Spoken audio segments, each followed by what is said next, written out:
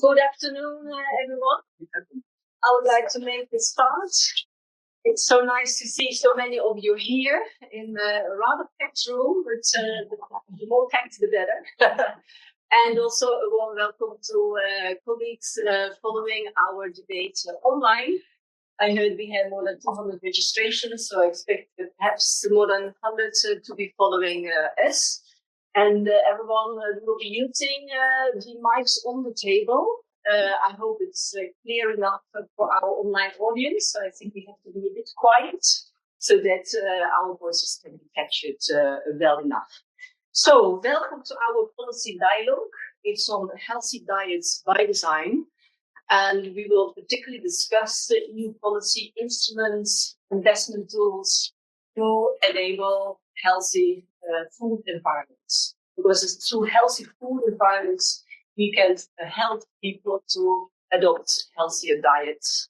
And that is easier said than done, we know. My name is Carolina Kossoos, and I'm the director of EuroHealthNet. I'm also supporting, together with Ripa, the Secretariat of the European Parliament's Interest Group of Health Inequalities, Prevention and Risk Factors, of which Vytenis, Andriukaitis, Member of Parliament, and Manuela, Ripa, Member of Parliament, are the co-hosts of this expert group, and therefore also very kindly hosting this food dialogue with all of us.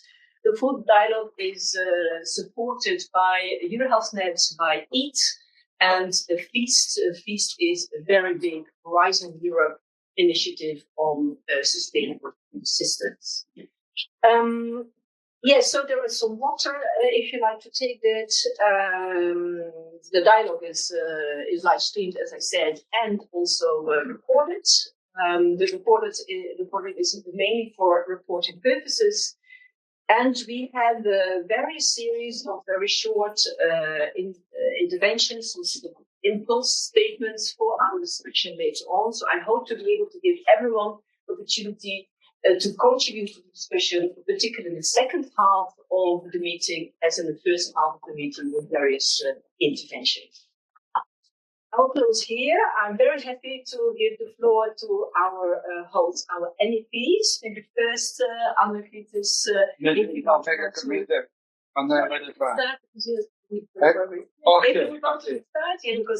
Thank you so much. Thank you, Caroline. Thank you, colleagues, for coming. And thank you being so active around the table. Sorry for that. I will, it is for me very uncomfortable when I am not have opportunity to be together with you. And till then, it's not always. But I just jumped from another big event, European Parliament, the Parliament, the magazine, the Parliament organized big event on rare disease. And of course also it can include also situation related to our diets and activities. As you just actually mentioned, please keep in mind, Caroline is main figure in our intentions to develop new strategy and promotion, prevention, and protection of health.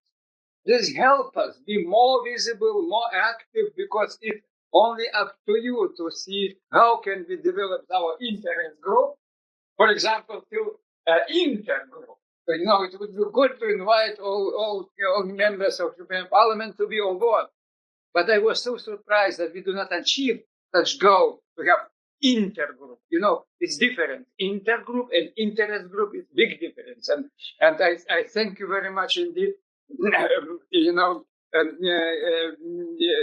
My colleagues from both sides, because they are so active. So you see two big advocates and on healthy food, especially cardiology, oncology, and so on. It means that not so many members of European Parliament are involved in those topics. Not so many. It is so, Romana knows very well how it was difficult to develop cardiovascular strategy. Manuela also knows what does it mean, rare disease, oncology, and so on. And sometimes we are using words, but we are not following from our heart to really deliver.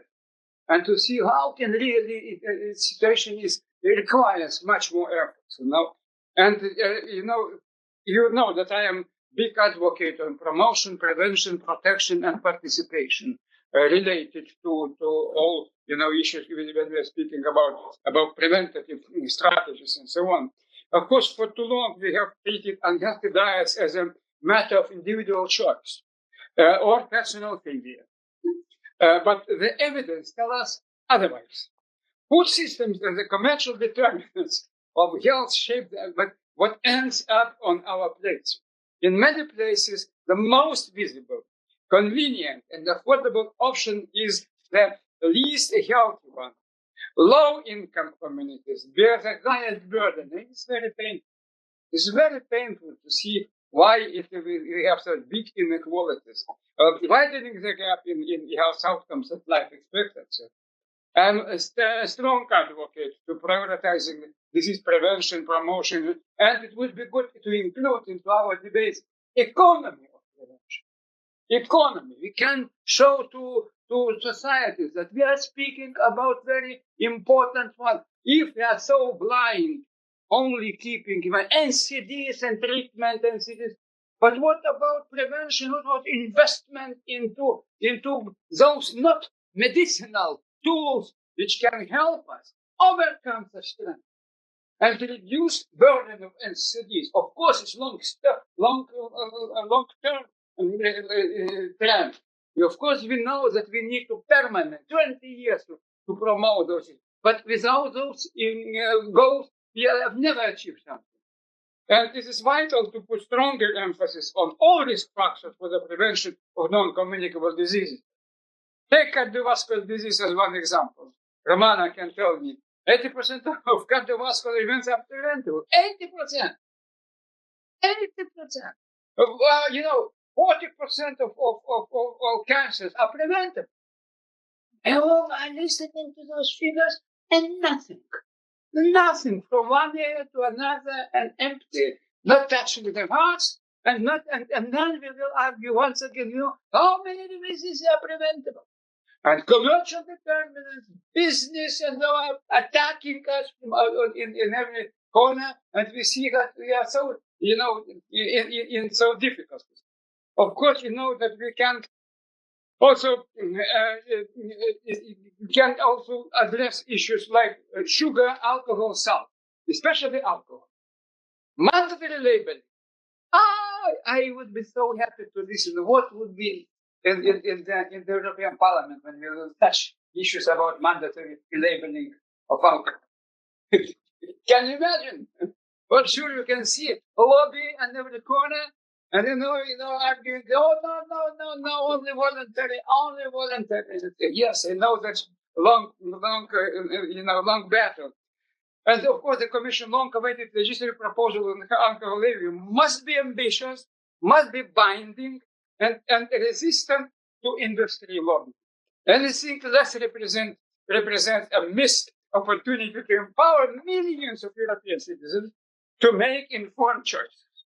We argue about informed choices. Of course, prevention pays. Investing in the healthcare food system is one of the most cost-effective ways to protect European health. And I remember my negotiations with food industries. Please show us how can you reduce number of percentage of sugar in food, or salt in food. And pledges were done from 2014. Till now, where we are today, nobody knows.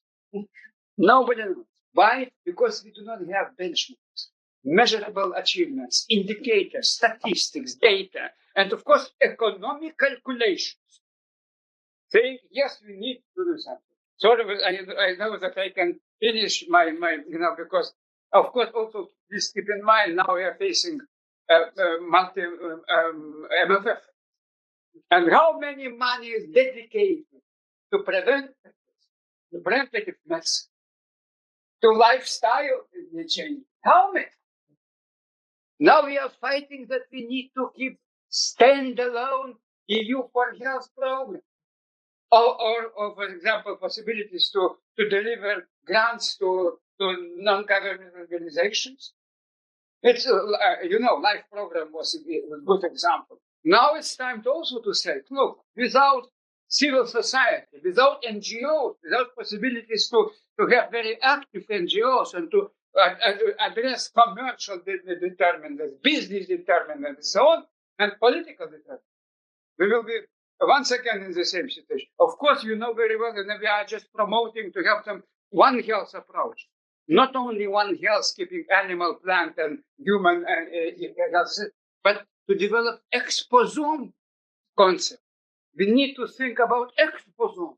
We need to show how we are exposing from different risk factors and so on. Okay, I know that I can finish here, and I will be more than happy that I am in very safe hands, and you will continue. I would like to go to another meeting.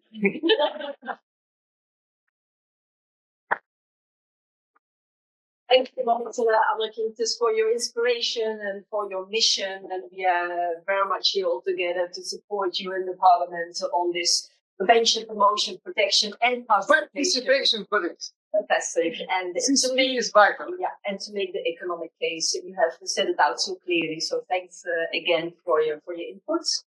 Now it's my pleasure to introduce you, Manuela Ripa. I know that food is an important topic for you, and we are keen to hear your perspective on this.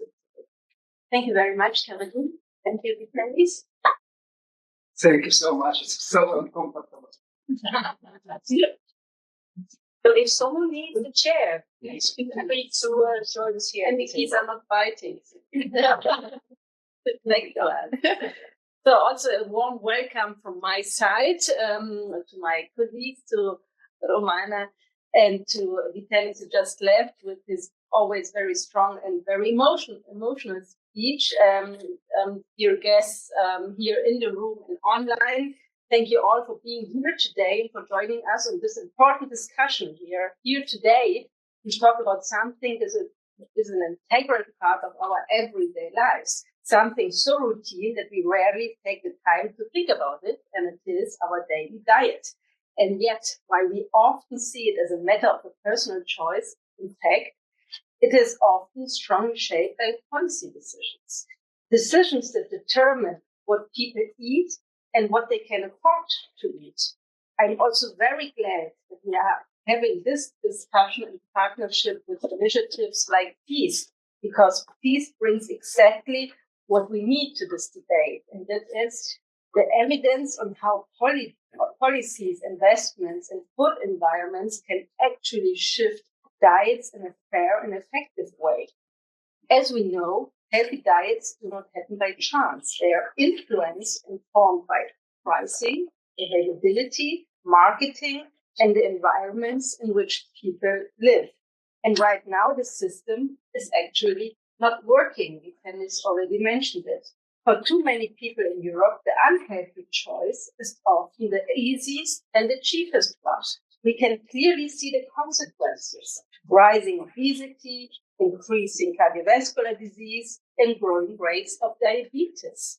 And unfortunately, it often already touches upon our youngest. Every third child in Europe is obese. Importantly, these burdens disproportionately affect those with lower incomes. So this is not just a health issue, it's also a question of fairness, inequality, and prevention. And what we are currently doing is essentially this: we are managing the consequences instead of addressing the causes. In a prevention ranking published at the end of last year, my home country, Germany, performed very poorly. The ranking compared 18 European countries. Despite spending more on healthcare than any other European country, Germany finished 17th. While other countries already implemented measures such as minimum standards for school meals, a soft drink tax, better food labeling, and restriction on advertisement of unhealthy food, Germany continues to rely too heavily on individual responsibility. If they would be informed the right way, then it would be an individual responsibility, but they're not. And the voluntary efforts of industry instead of establishing clear prevention rules. That is why this discussion today is so important. If you're serious about prevention, we must address the food environment itself. That means aligning policy, markets, and incentives with health, not leaving it to individual willpower alone. This brings us to the key issue, pricing. As long as unhealthy, highly processed food is cheaper and more accessible than healthy alternatives, we are effectively asking people to make the harder choice every day. This is why fiscal measures must be part of the discussion. This includes a measure that is currently at the center of much debate in Germany. It is the sugar tax. We have it already in France, and Germany is still debating about it. But there are also other possibilities. There are many measures you can take and that we need to take. Let me just use the opportunity, and then I come to an end, to illustrate this by presenting a practical example from a health insurance fund in my constituency, which proposes an innovative sugar certificate trading system, a little bit like the ETS, but for sugar, instead of a traditional sugar tax. The government would set an annual cap on industrial added sugar and processed food. Food manufacturers must buy certificates at auctions to use sugar up to that limit, like the use emission trading scheme. Companies that reformulate with less sugar can sell their extra certificates for profit, creating market incentives to innovate healthier products. And a key advantage over a simple tax, it's no direct price hikes for consumers. And the revenues of this CO2 emission sugar tax, would directly go into prevention. It's not like a tax where we don't know where the money disappears to, but this year it goes directly into prevention. And this is something that is, I think, very interesting to discuss. And all this, even if you say it's a sugar tax or if you use a kind of ETS system, it's not about prohibition. And this is very important to say, because people who don't like this, they often use this as an argument, or you just want to prohibit. No, we definitely don't want to prohibit. We want to use it as a public health tool to reduce excessive sugar consumption, to incentivize reformulation, and to generate revenue for prevention. Ultimately, healthy diets shouldn't be a difficult choice. They must become the affordable default choice for everyone. This is exactly what today's event is about. I'm very much looking forward to discussion. I again would like to thank you for organizing this. Of course, I would like to thank my team here, especially Konstantin also helped to put this into practice. And I'm looking very much forward to the discussion. Thank you very much.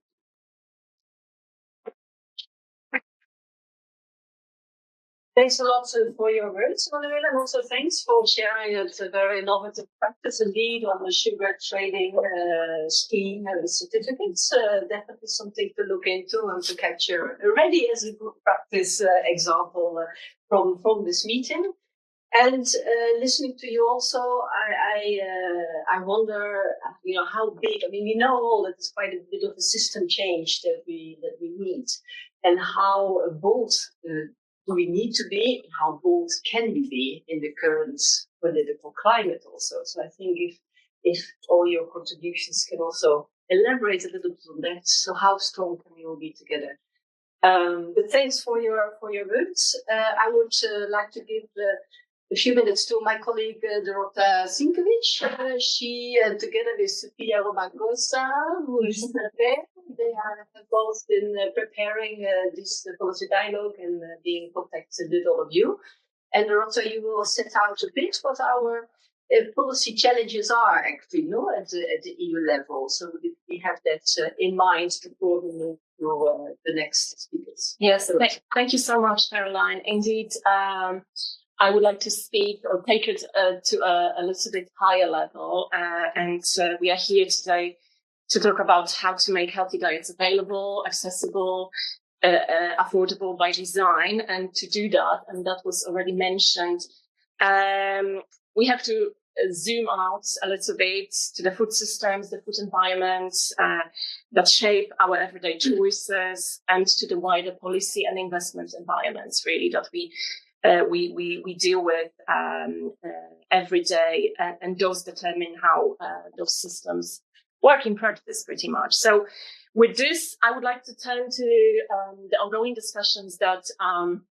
that are taking place in Brussels those days as well.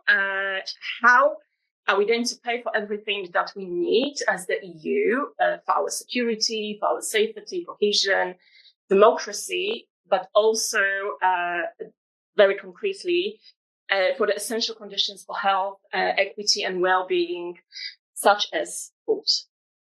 And this is why the next CAP, the Common Agricultural Policy, the policy after 2027, and the next EU long-term budget, the MFF that was already mentioned by MEP Andriukaitis, really matter so much.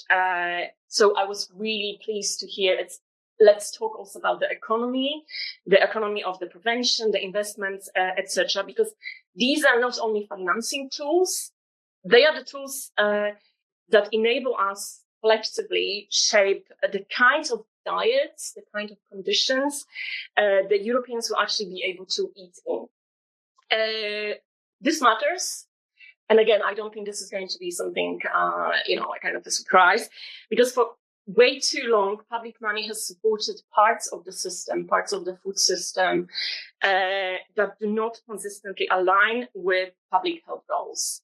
While healthier options have remained comparatively under-resourced, underfunded, under-promoted, and made under-available, let's say.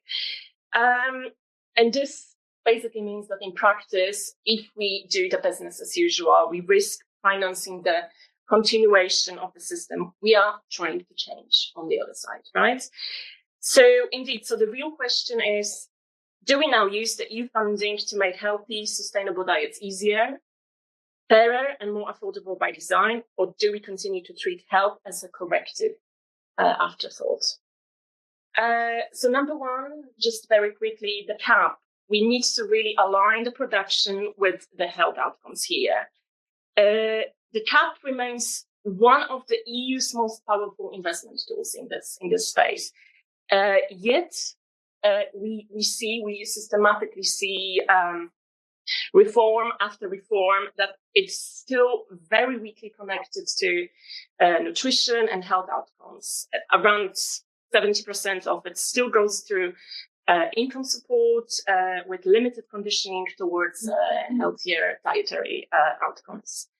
So it doesn't have enough teeth yet, let's say, to shape what is produced in a way that supports a healthier diet. So we are still closer to subsidizing calories rather than nutrition. And that was already mentioned along this production to consumption chain. Many powerful commercial incentives and powers continue to favor food environments in which ultra-processed and heavily marketed products are cheap, visible, and easier to choose, basically, encroaching on the spaces where our children learn, play, and connect. I see you're doing your card. So in practical terms, this would mean that the next CAP, the next EU budget should really assess funding and incentives against very simple two practical tests.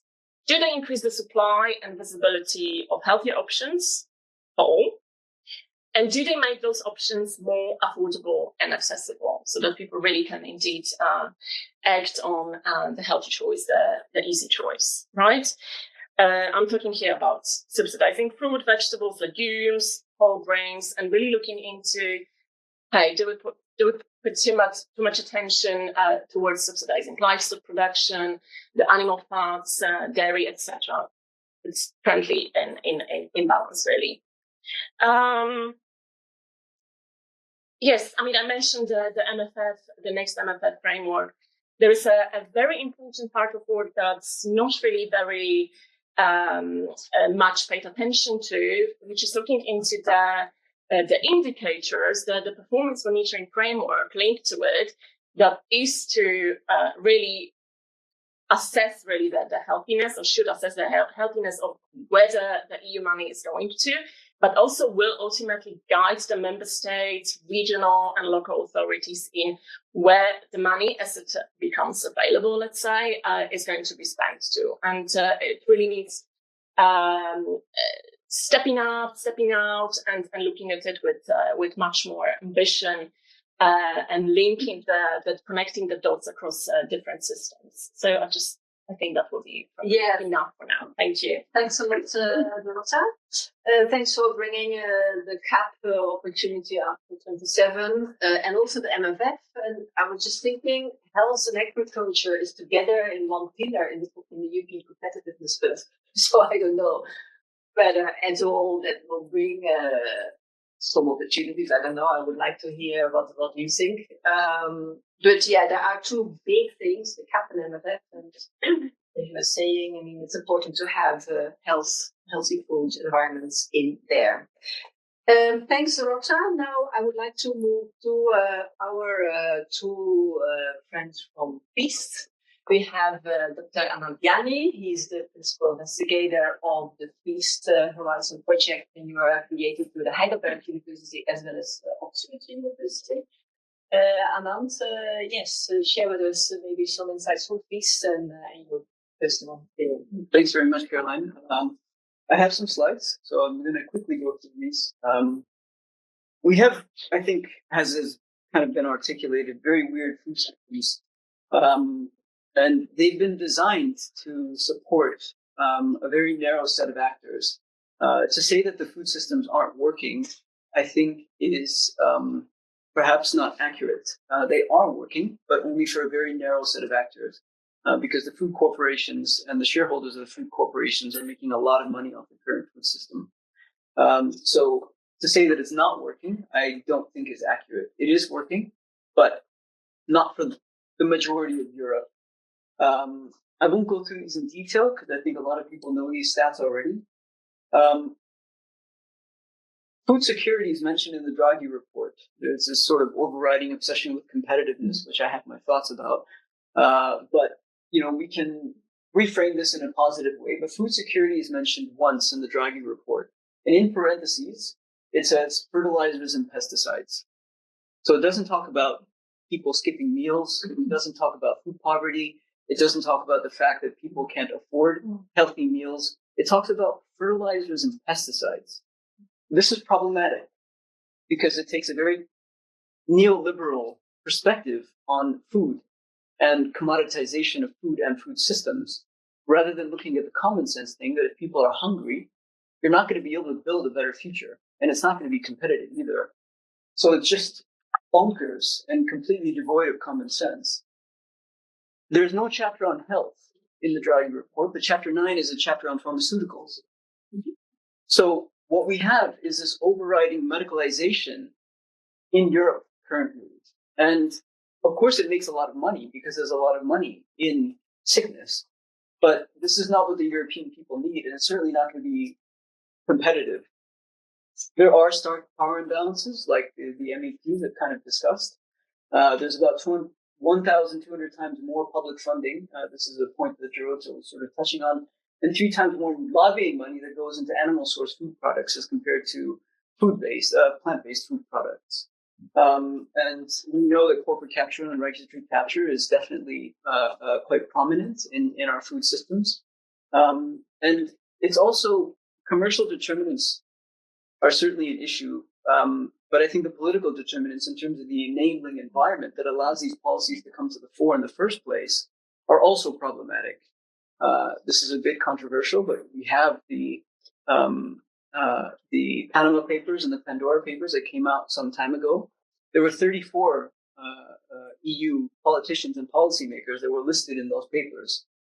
I'll let you draw the conclusions in terms of what that means, but that's just the tip of the iceberg.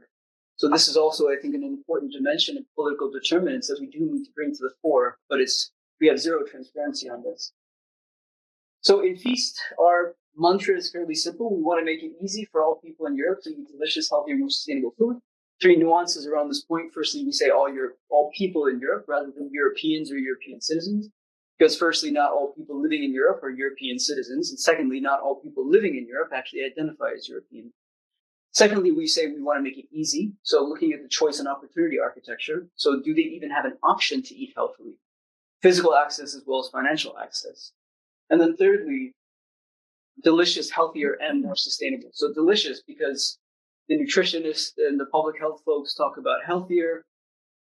The environmental folks talk about sustainable, but if the food doesn't taste good, people aren't going to eat it. Mm-hmm. So delicious has to be first and foremost, and healthier and more sustainable comes from Tim Smith, our colleague in Feast, because this is, one of the rhetorical points that we don't advocate for everybody becoming a vegan overnight, but what we are advocating for is that people at least start along that journey, because that journey is more important, because they have to adapt. A healthy diet for somebody who's a single parent with 3 kids, working 3 jobs part-time and is on a month-to-month lease is going to look very, very different from somebody who's living in a middle-class household with, stable income, and they actually own their own house. This is our consortium. I think it's a fantastic consortium. We have 35 partners, 15 countries represented, 13 living labs, which are coordinated by colleagues at ICLE. Irene is here representing ICLE. And this list of policies comes from Matthias at BirdLife International, who's working on one of the communities of practice. And I think it's quite interesting. What we have here is this food system policy patchwork that we have to bring together. We have school meals here, we have subsidized healthy foods there. Before all of this, we of course had the farm to fork, which was suffocated out of existence. Mm-hmm. And now it just seems almost controversial to even bring this up. But we do need a food system policy, because otherwise we're just going to end up with this patchwork. Mm-hmm. So this, I think, is something that we do need to address. On a couple of slides, we've just launched this dashboard, and that video is covering the QR code. I don't know if that video can be moved to get access to the QR code, but it's an interactive dashboard. We did a survey of 27,000 people across Europe, approximately 1,000 people per EU member state, 27 EU member states. And we just asked them some very simple questions. And what I'll finish with is these are the policy dimensions that they were looking at. Now, these were 18 plus respondents, so they are technically voters. So we have 27,000 voters. And all the way on the left, what we've talked about is sticks, sugar tax, fat tax, etc. But what about the carrots? What about 0% VAT on fruits and vegetables and plant-based foods, whole grains, barley, oats, wholemeal bread, lentils, legumes, pulses? Why don't we talk about that? Why don't we make it cheaper? So not just make the unhealthy options expensive, but the better options cheaper. So you can see that across Europe, this is, and the key is covered by the video. I don't know if that video can be moved, but anyways, oh no, the key is on the left. But dark green means that everybody agrees with it. So this is for our MEP colleagues. These are voters. For the people that don't agree with you, just show this to them. We have this. We're making it publicly available. This is what their voters want. So even if they're getting paid by Coca-Cola and the various food and drink lobbyists, et cetera, this is common sense. So you can continue doing that, but make fruits and vegetables cheaper. Get rid of the VAT.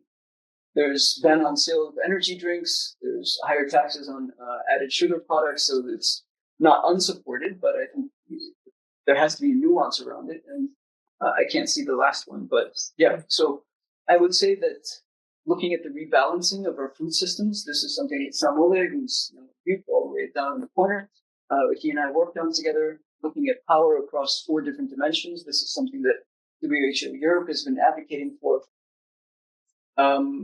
Looking at corporate capture and regulatory capture, looking at transparency and policy-making processes, and then also giving communities more power to actually do things. But then the community is also taking that power. So I think it's important that we start looking at some of these issues in a little bit more detail. Great. Thanks for the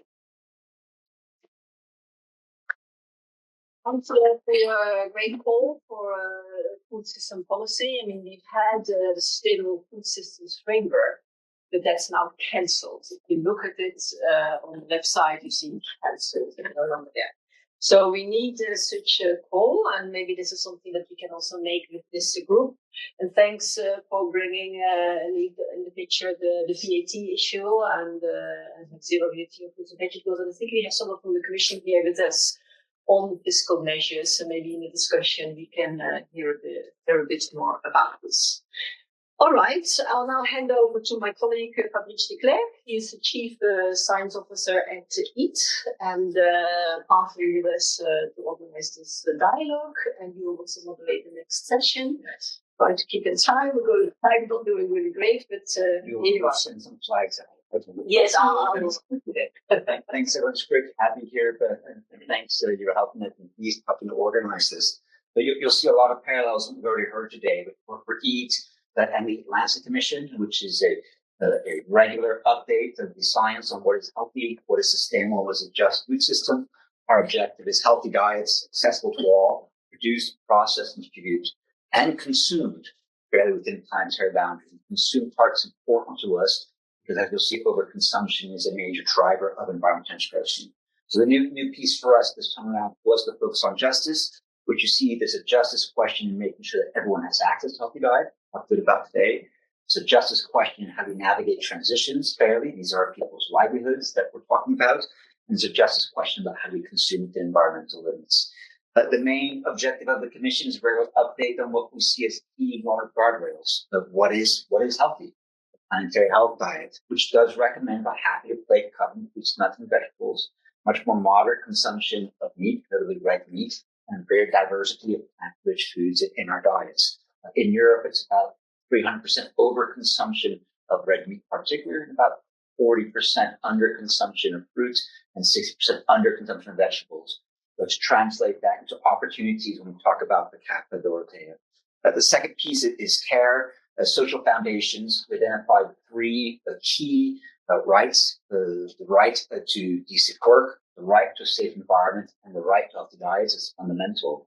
We evaluate these globally, and we find that globally, when you combine that with the third element, protect, bringing foods within planetary boundaries. Here, our key message or key observation, working through our Rostrom and others, is that the number one driver of planetary boundary transgression is the food system. 30% of climate comes from food. If you include food transportation, food becomes number one. The primary driver of biodiversity loss, 80%. The primary user of fresh water, the primary source of nutrient pollution. It's a massive source of novel entities, particularly antibiotics and pesticides. So we would be concerned if those are the only two words that are in that commission. When we combine the analysis on justice and on food systems within environmental limits, what alarms us is that only 1% of the world's population lives in what we might consider a fair and just food system. So what we mean by fair is above the social foundations identified. By safe, we mean consumptions within planetary boundaries. I think the key message for us here is that we used to think about food as being achieving food security in areas that are at risk of deprivation, sub-Saharan Africa as a stereotype. I think the main message here is that every country has work to do in helping us to come back from environmental limits. When you recognize that food is the primary driver of planetary boundary transgression, it's not just about the right to healthy diet, but I think our responsibility to making that diet available and affordable. Otherwise, we're imposing environmental impacts on other populations.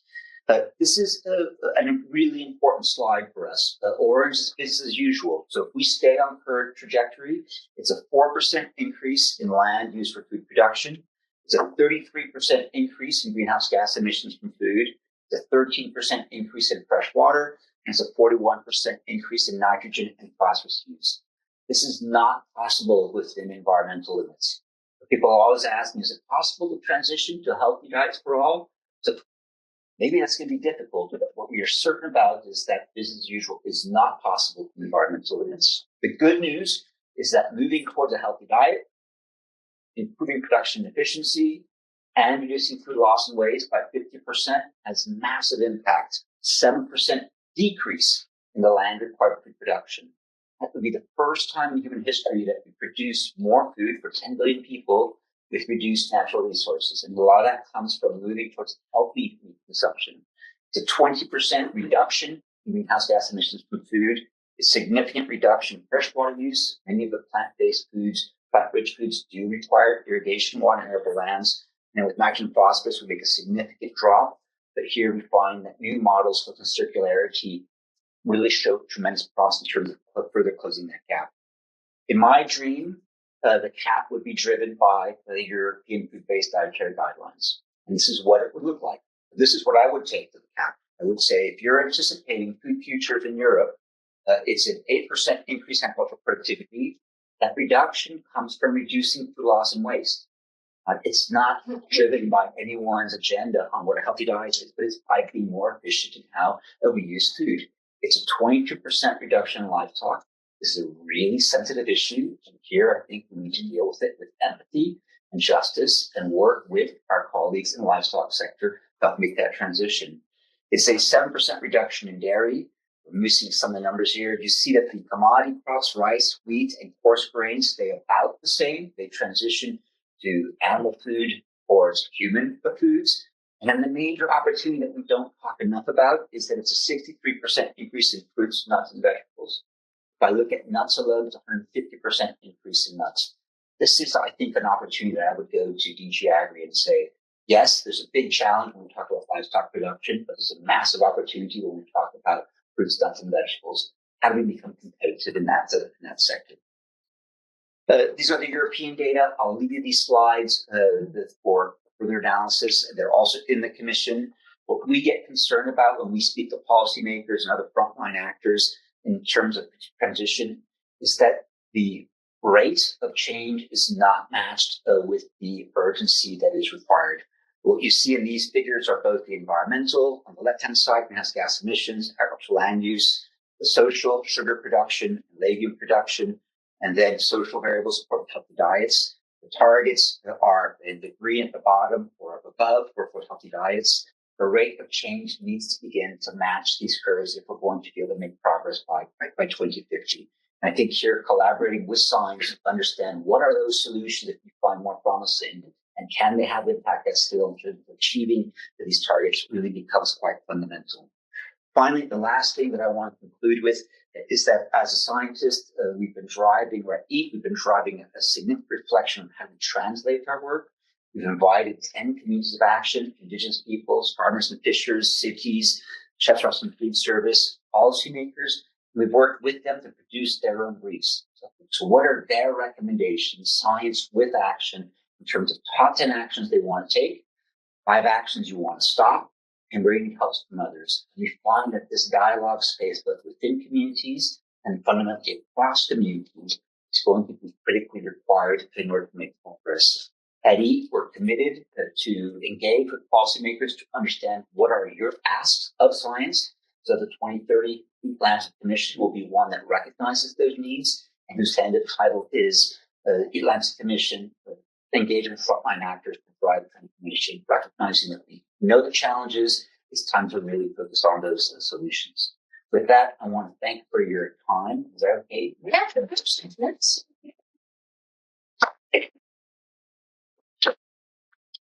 thanks. Go straight into my second half. Yes, I just want to say thanks for bringing in the planetary health dimension. You know, this is so crucial, and it shows even more, the need for change. So thanks for highlighting this. Yeah.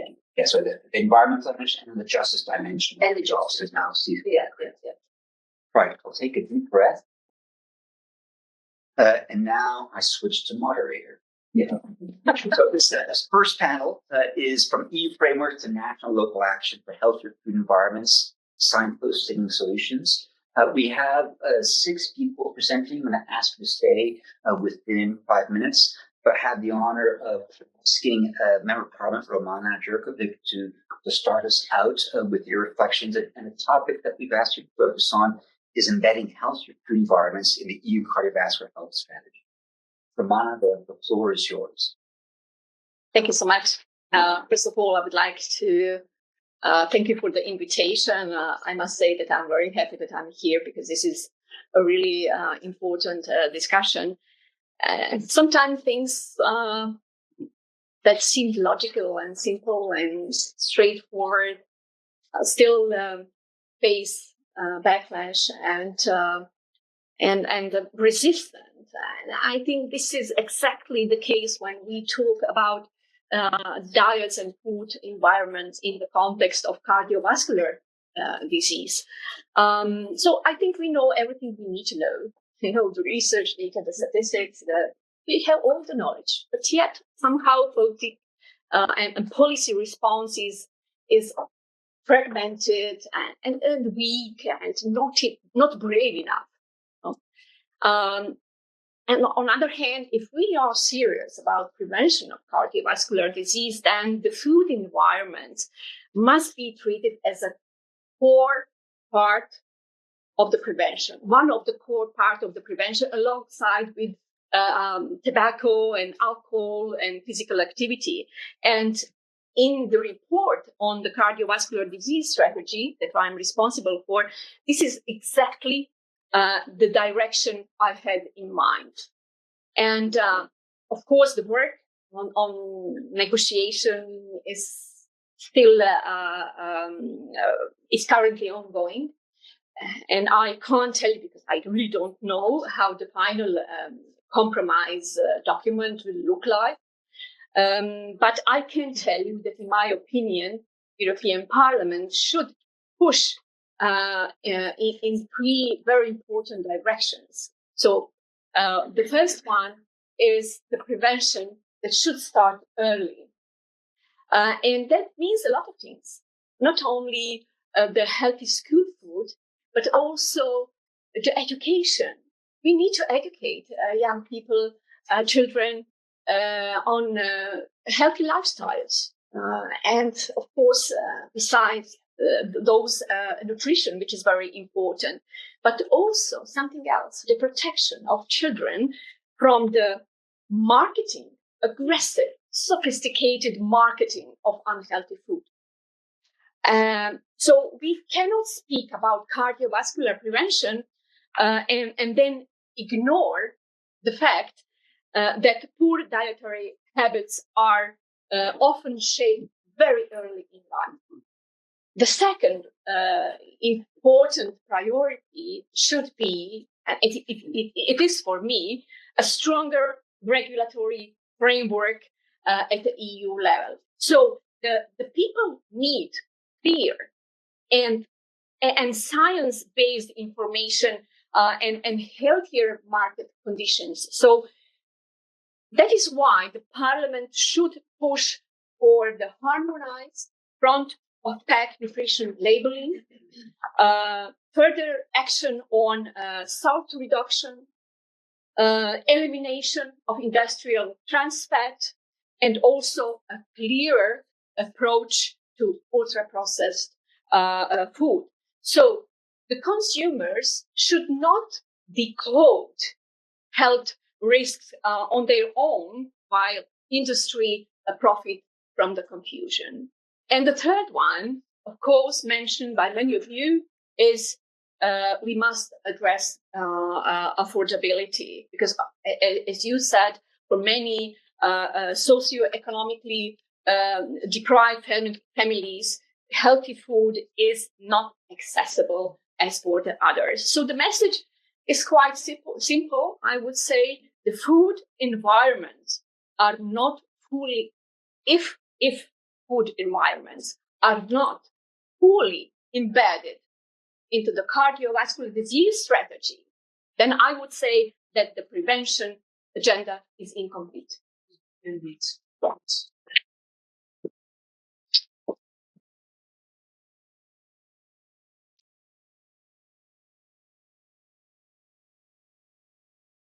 It's you. Do you want me? Maybe, in fact, as a matter of fact, as my colleague Vytenis, I'm hosting an event on behalf of my colleague who is ill, and they told me this morning. So unfortunately, although I would like to stay till the end, I have to leave because it starts at 3, and they will wait for me. But if I can share another thought on industry, because talking about such important file as it is cardiovascular disease strategy, if we are serious about prevention, that means that we need to deal with industry. I heard so many times in the previous month, you're against industry. No, I'm not against industry, because this is not discussion of being for industry or against industry. This is simply the discussion about being for public health. And industry is never static, as you perfectly know. They always innovate, but they do that when it suits them. They do that for profit. So if they can do that for profit, why don't they do that for the public health? Are they responsible enough? It doesn't seem so. But if they don't know or they don't want to behave responsible, then I think that the policy has the responsibility to make them responsible. And it's not that difficult, as it seems. I mean, it is. Otherwise, I wouldn't have a problem with my report, and I do have. And negotiation is very tough, and especially when it comes to industry, because as I said before, it's a question of profit, and if you have on one side profit and another public health, what will happen? What bothers me the most is our children. Okay, so are children free consumers? No, they are not. They cannot be. They are children. They don't understand. So we cannot consider them as a free consumer, meaning that we need to protect them. So the politics, the policy, I don't care at which level, but obviously at national level, we are waiting too long for something to happen. So at the EU level, obviously we need stronger measure. We need action. We need legislation to make them responsible. And as I told to my colleagues in the plenary, at the discussion at a committee meeting, I told them, maybe we are not brave enough. Okay, but look at yourself. I mean, if we are responsible towards future and towards the future of our children, then we have to be brave enough. Maybe we are not. Let's admit it. But I'm sure that a new generation of politicians will come and do what it has to be done. Okay, thank you so much. Well, we need your support. We need your support. You need to contact your a member of the parliament from your countries. You need to continue to make pressure on the national governments, and I think that's the only way. Once again, thank you so much. I appreciate your work. I think that was really powerful, and let's make sure that we keep bravery for this generation as well, rather than pass it on to the next one. But you have the support of this group, and it's not just the reduction in cardiovascular disease. We're talking about 15 million preventable deaths per year, but also the state of climate security that also come with it. So you really have significant allies with you, and you call on the thing we can do that. Thank you. Thank you. So with that, I'd like to pass over to Ms. Peroska-Kalej for the second convention. Peroska, can I give you minutes? Yes, of course. Thank you very much. Right, Okay, thank you very much for the invitation, first of all. And I would like to engage in what previously has been said, and to go on. I'm representing here the European Economic and Social Committee. So indeed, I saw a lot of familiar faces, since we are the house of the organized civil society. And I think we've got a great place here today, because we are here within a dialogue. And this is what we are dealing with, creating dialogue, which is a good signal of the participatory democracy. And we try to engage the organized civil society into decision-making policies, as you know. When you previously said that the framework of the sustainable food systems has been withdrawn, and now you use the word cancelled, I was a little bit disappointed, even if I was within the process. So actually, I participated as European Economic and Social Committee in the debate, and we really wanted,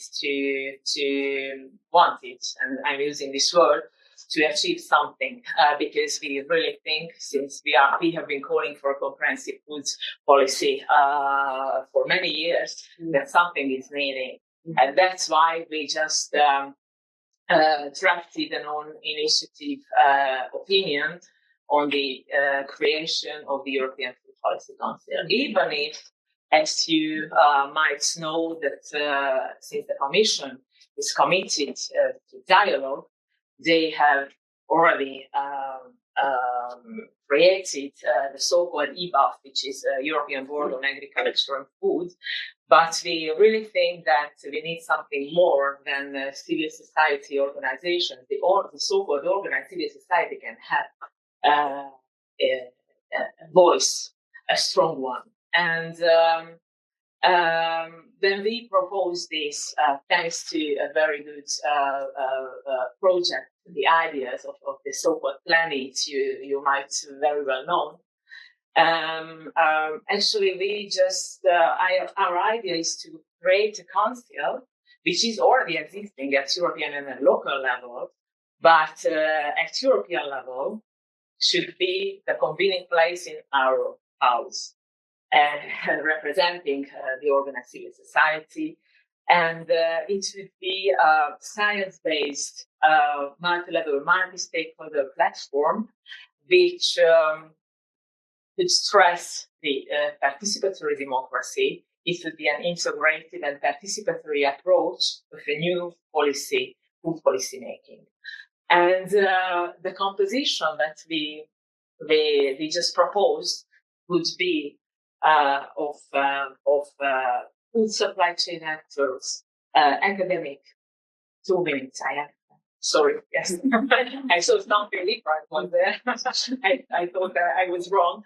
But yeah, from academics to scientists, civil society actors, youth and institutional representatives as well, which could gather in this council. Because we think that the dialogue is not enough. Civil society organization must be represented quite well. And but I just wanted to react on what has been said before. When we are talking about health, which is one of the priorities of our committee, we never mentioned that it's about the fundamental rights issue. So policies should absolutely promote healthy diets, food-related issues, and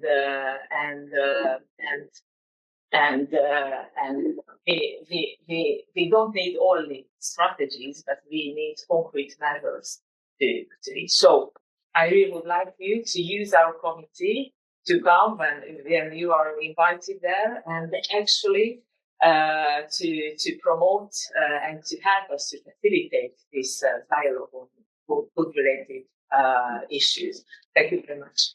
Thank you very much.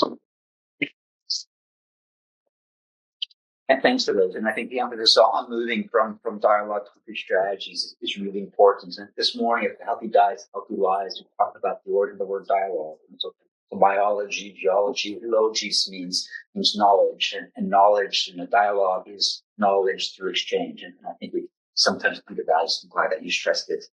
With that, I'd like to invite Julianne Williams from WHO Europe. Julianne, can I give you 5 minutes? Yeah, thank you. Thank you so much, dear colleagues. Great to hear you today, and thank you to EuroHealthNet and Ripa for this opportunity. I wanted to reflect upon something that Yarkovich said, which is that we know everything we need to know.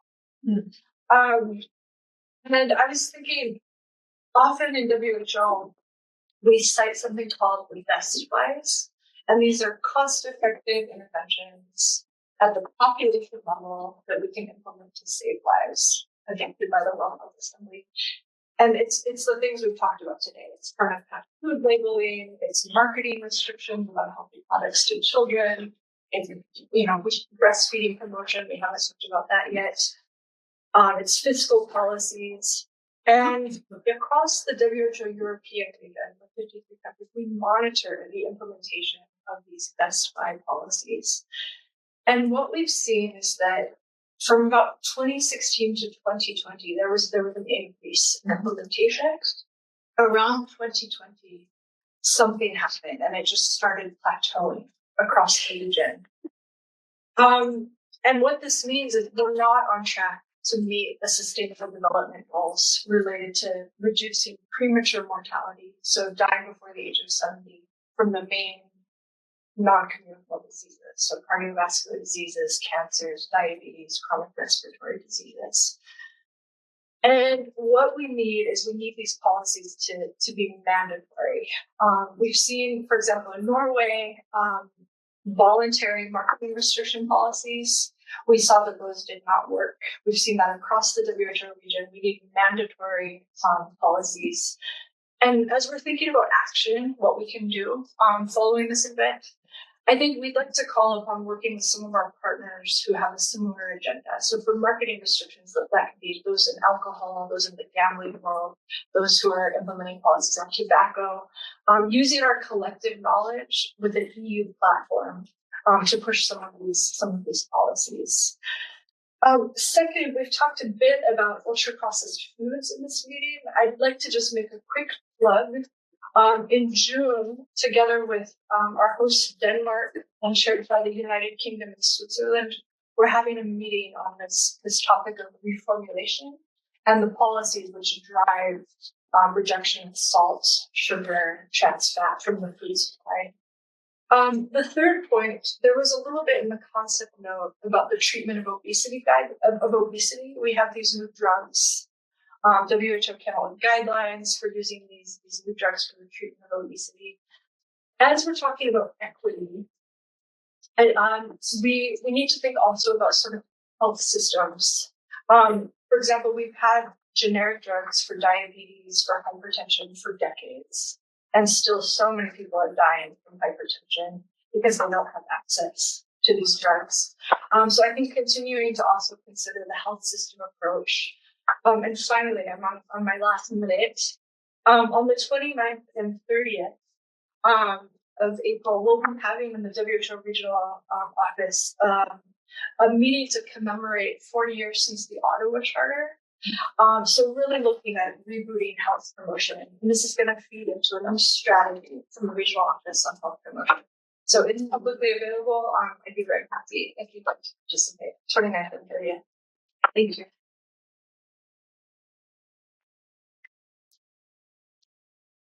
Thank you, Julianne, for the interventions. And good to note there are best buys that we should be already implementing now. I've got a small change in program for me, so we get another 5 minutes rest, but we're going to call on Dorota Tomalak from the Committee of the Regions and give you 5 minutes for intervention.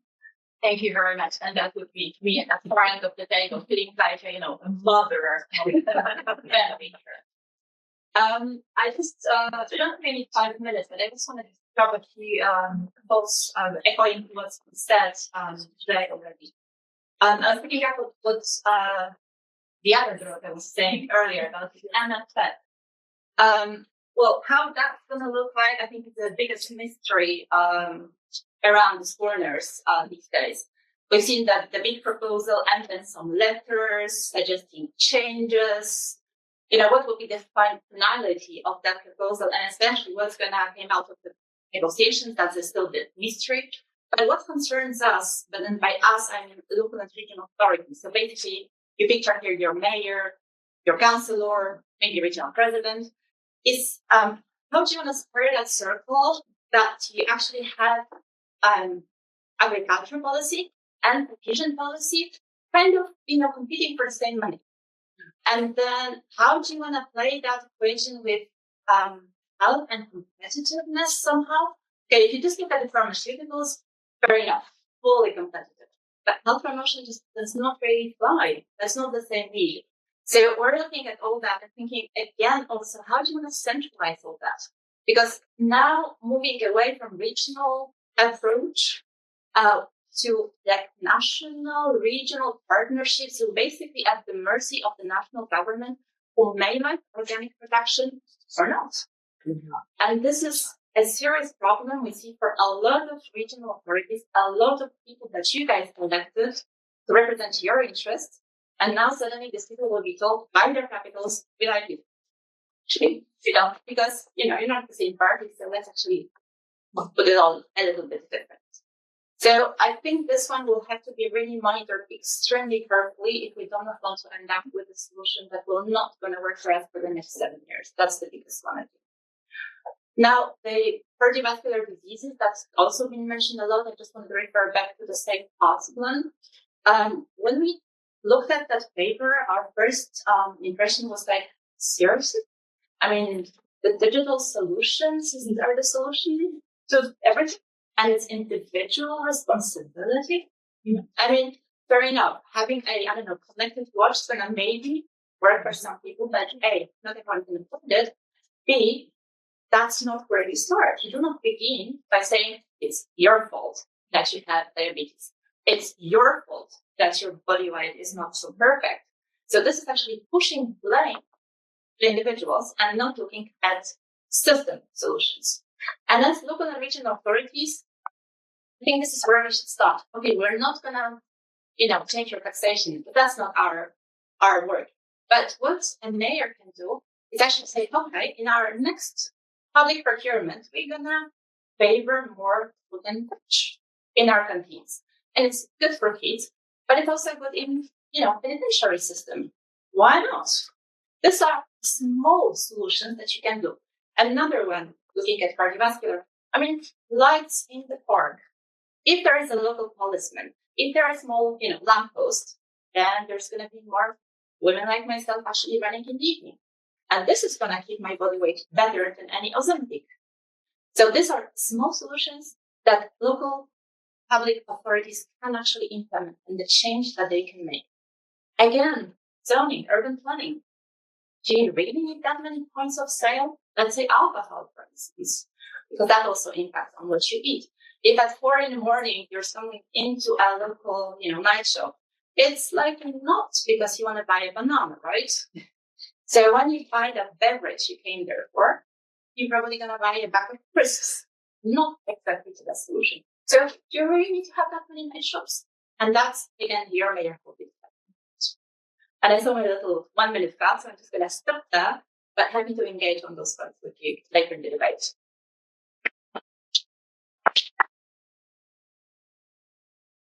Thank you, Dorota. I think it's really important. We have seen cities actually be, I think, quite progressive in driving their food strategies and also combining transportation strategy, food strategies. So active mobility, maybe an ally that we don't speak enough about, and the combination of food plus transportation has a massive impact on climate and health. So I think glad that you helped us to tie those knots.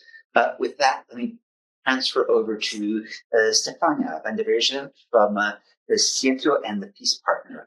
5 minutes. Thank you. Thank you, EuroHealthNet, Peace, for the opportunity. So I'm going to bring a bit of the national perspective from Belgium and beyond. So, we know unhealthy diets are one of the leading risk factors for chronic diseases, which are largely preventable, but it's also very important to remember that the disease burden is actually not equally distributed. So children and families on lower incomes are generally more exposed to unhealthy, obesogenic food environments, offline as well as online. But to illustrate this with some examples, in Belgium, where we are now, fast food exposure around the schools has increased by 25% over the last 15 years. So more than 90% of secondary schools in Belgium have at least one fast food outlet nearby. And for more than 1/3 of those schools, students can access 10 or more fast food outlets within a really short walking distance. And then when it comes to the online environment, there was a fabulous study published last week or 2 weeks ago from Ireland showing that children are exposed up to 19 unhealthy food advertisements per hour online. So this is almost 11,000 unhealthy food ads per year. And so this level of exposure is not accidental. It's the result of commercial systems designed to shape food preferences from a young age. Through the Feast project and beyond, we've been monitoring what companies are doing, their commitments, performance. And although there is some very tiny steps, for example, some of the supermarkets have been improving the nutritional quality of product portfolios. I mean, progress is very uneven. There's no clear targets. There's no accountability. And so company commitments are very weak and vague in general. We also have some evidence from the Joint Action Prevent NCDs that industry very often actively influences policy processes through diverse corporate political activities, of course, in ways that delay or weaken development and implementation of those widely recommended policies that we want to see implemented. So we do need to really focus on strong government interventions, but at all levels of jurisdiction, whether it's Europe, national, even local. And as Juliana already said, so when it comes to national governments, there's been some progress. There's some great examples, for example, from Norway. But when we look at the European region in comparison to some other regions in the world, we are lagging still far behind in terms of national policies. In Belgium, sadly, we still, for example, don't have comprehensive statutory restrictions on marketing of unhealthy foods to children, despite clear and regular calls from public health experts. But there is some policy opportunities that are emerging. A concrete example is the royal decree that is currently on the table in Belgium that would require the mandatory display of Nutri-Score in food advertising. So this isn't maybe a small but important step because dietary preferences are influenced long before consumers enter a supermarket, and ensuring that Nutri-Score is visible in advertising helps to create a more transparent nutrition information environment, and may also encourage some companies to reformulate products. So adoption of this royal decree would send a strong signal that Belgium is serious about creating a more transparent and health promoting nutrition environment. But isolated measures are not enough. We know from evidence in other regions of the world, like Latin America, that it's especially policy packages are most effective when they are combined, like marketing restrictions with fiscal policies, public procurement standards. On the other hand, it's also important to enable local governments because there is a lot of willingness there. There is a lot of worries there as well to enable them to integrate health considerations into zoning and licensing decisions affecting our local food environments, in particular around schools. And obviously, EU frameworks, regulatory frameworks can help national and local governments as well, like for example, moving ahead with mandatory Nutri-Score at European level, being stronger on digital marketing restrictions, and obviously the EU Safe Hearts Plan should maintain its ambition to address ultra-processed foods, for example, through fiscal policies. Thank you.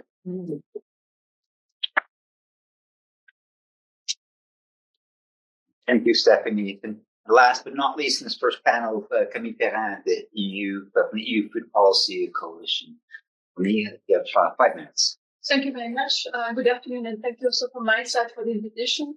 I'm the coordinator of the EU Food Policy Coalition, which is a platform that brings together over 6 organizations, including NGOs from diverse background, farmers' organizations, grassroots movements, and think tanks. And I see several of our participants in the room today. So the coalition was established in 2019 in a very different political context. At that time, the Commission was still working on its farm-to-fork strategy. 6 years later, unfortunately, the strategy has been put aside. Farm to Fork has become almost taboo, even disappearing from the names of some commissioned units. The new vision for agriculture and food, which is the new roadmap for food systems, is very light on the demand side, to say the least. It includes very few initiatives targeting consumption and largely lets member states in drive the seat. Yet we know that more than half of Europeans want to eat healthily, but costs and habits stand in the way, especially for younger generations. Rising food prices, as a result of today's geopolitical context, risk widening further the gap between intention and behavior, unfortunately. If we want to make progress, we must support people in changing what and how much they eat. Yet policymakers remain often reluctant in doing so, often saying that they do not want to tell people what to eat. But this brings me to my first message, which is that we need to change the narrative around diets and consumer food choices. Because what is striking is that when it comes to energy, for instance, we see that policymakers do not hesitate to ask citizens to lower their heating by 1 degree, for instance. But when it comes to diet, despite clear evidence, clear guidance on what constitutes a healthy diet, and I can think of the work by the EuroHealthNet Commission, there is this persistent fear of being accused of creating a nation state. But at the same time, commercial actors tell us all the time what to eat. Think of the advertising for unhealthy food on TV or on digital platforms. Think of the concentration of fast food outlets near schools.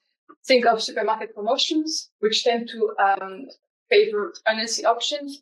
So these influences are constant and they are not neutral. So that's why we need policy action, not to blame individuals for the choices, but to transform food environments.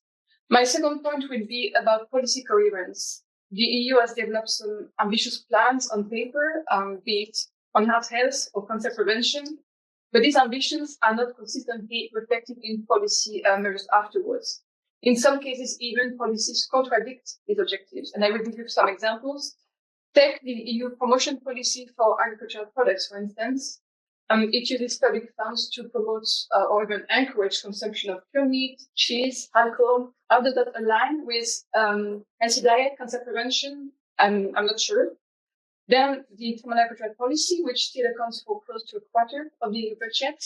How could we better support production and consumption of legumes, for instance, that would benefit climate and health? Or the Audiovisual Media Services Directive. It could be used to regulate marketing for children, but at present it leaves largely to industry to define what is healthy enough to be advertised. And at a different level, also very important, cuts to funding for health NGOs also undermines the EU's own health objectives, given the essential role that these organizations play in to promote the public interest and inform policy making. My last message would be that there is much more the EU can and must do. Contrary to what is often said, also including by the Commission itself, the EU has a wide range of tools to shape healthy food environments. Public food procurement is one. Public canteens can improve access to healthy meals for millions of children, and we know that there will be very soon the revision of the public procurement directive, so it's a very important opportunity. Reformulation is another area. Progress has been too slow, and we need renewed political momentum, starting, for instance, with ready-made meal. That could be a category to target, given that it is increasingly consumed and dominated by a small number of big players. Counterpack labeling has been mentioned as well. Food marketing to children, and then also the upcoming protein plan that the Commission announced for July should address not only feed but also food, to promote the consumption of legumes also for human consumption. And lastly, where the EU does not have direct competence, it can still play a role by encouraging member states to act and also encouraging the sharing of best practices. And we've heard from Stephanie many examples of what can be done locally or at national level. So there is really a lot that the EU can and should do. Thank you very much.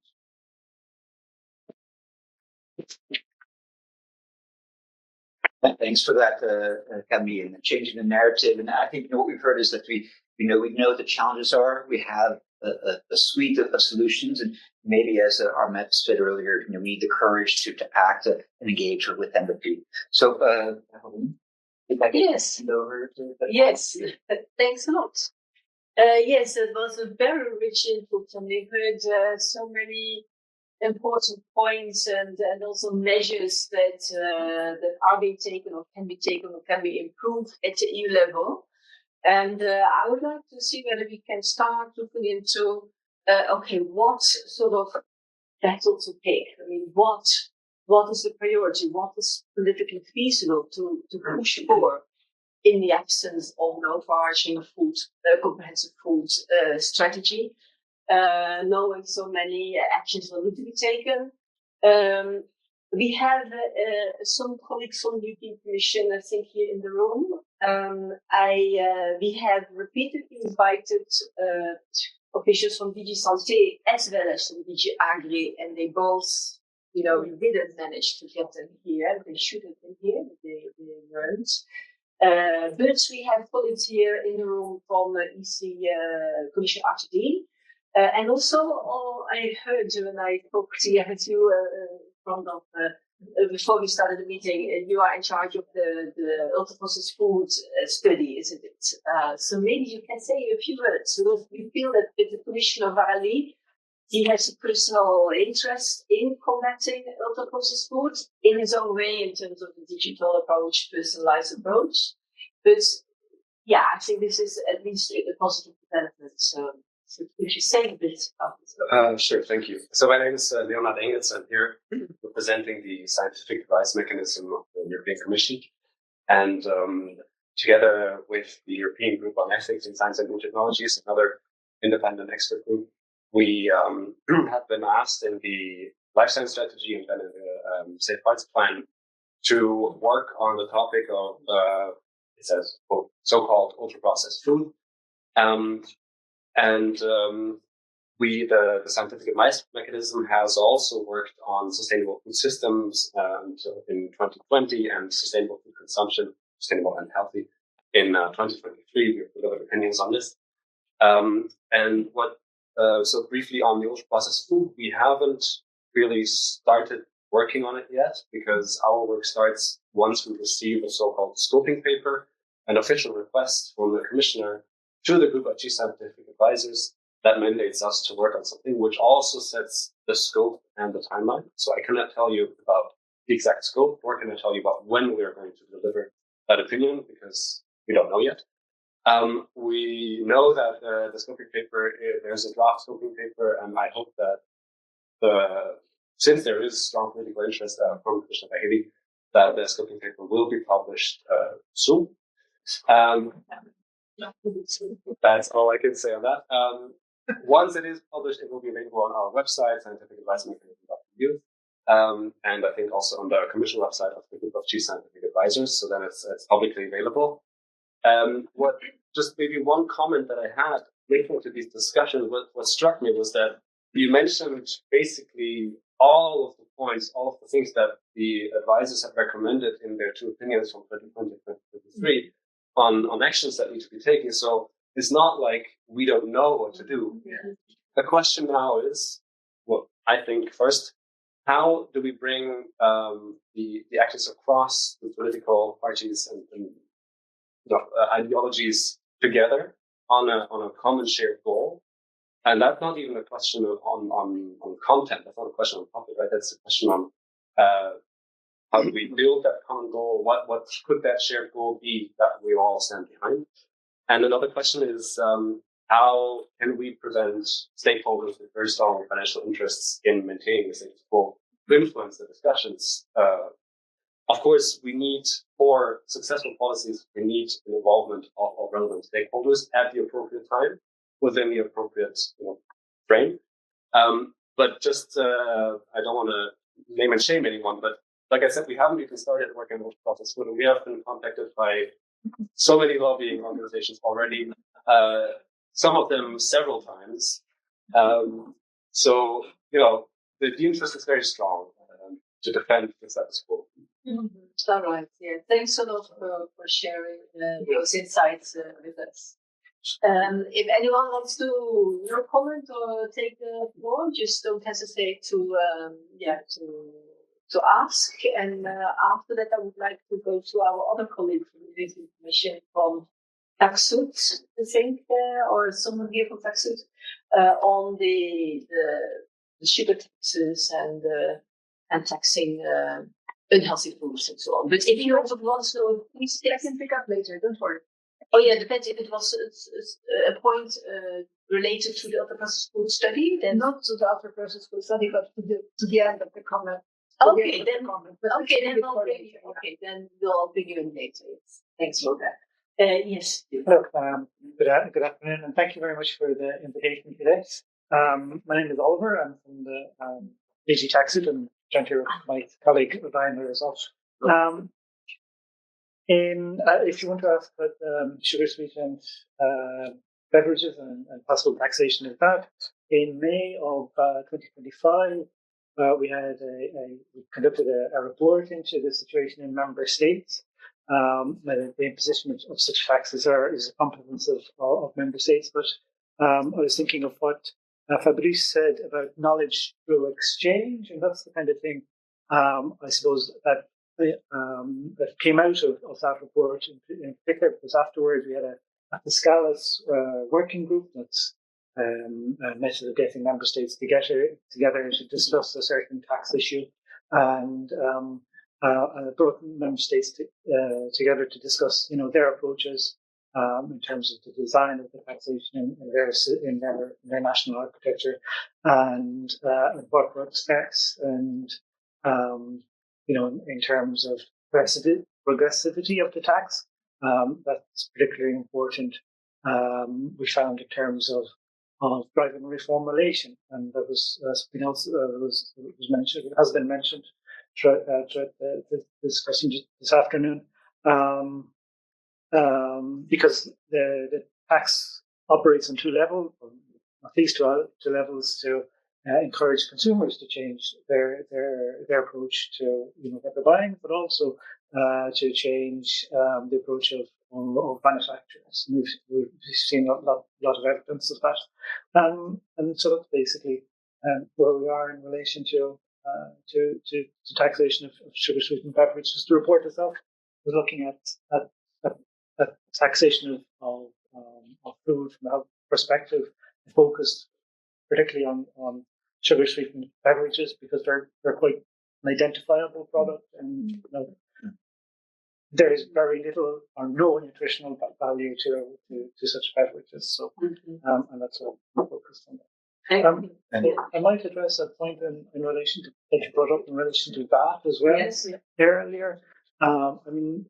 The tools are there for the member states to address this, particularly since reforms in 2022. So then, setting VAT rate remains competence of the member state.